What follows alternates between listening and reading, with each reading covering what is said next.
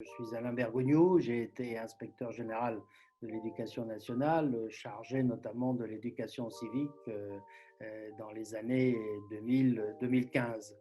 Et donc à ce titre, je me suis occupé de la mise en place de l'éducation morale et civique dans les établissements scolaires.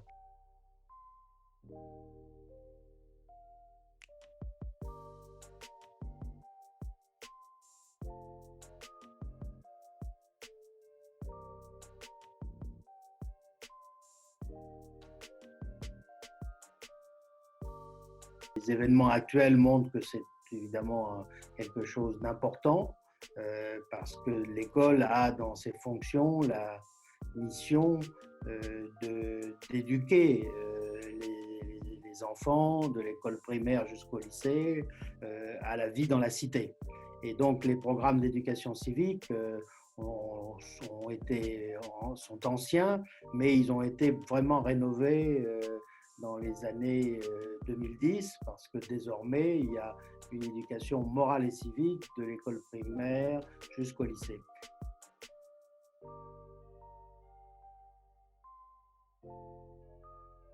Et l'expression morale et civique doit être comprise parce qu'il ne s'agit pas simplement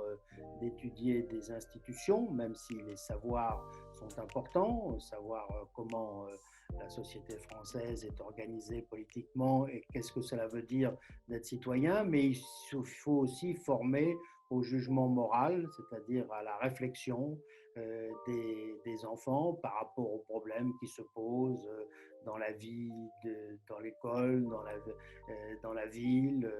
dans la vie quotidienne tout court. Et donc, on a des programmes qui sont assez ambitieux et qui essayent de cultiver non seulement l'apprentissage des règles, l'apprentissage des institutions, mais aussi le jugement critique et qu'est-ce que ça veut dire être citoyen dans la société française.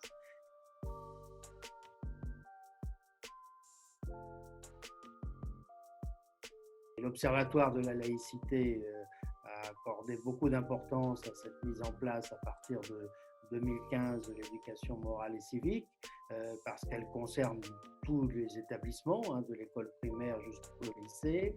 Et dedans, évidemment, il y a l'apprentissage et la compréhension des valeurs de la République, liées avec la devise liberté, égalité, fraternité, et la laïcité, qui est un principe fondamental. Et l'éducation à la laïcité intervient à plusieurs niveaux, dès l'école primaire, est reprise au collège et au lycée,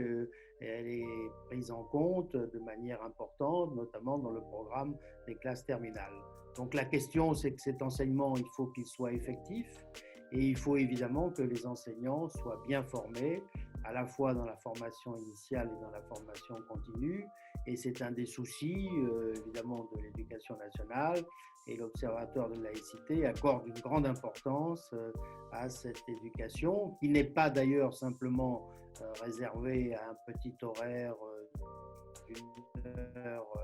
par semaine ou d'une heure tous les 15 jours, mais qui doit être intégré dans le projet de l'établissement et puis donner lieu à des réflexions, à des actions dans les autres disciplines et dans la vie scolaire.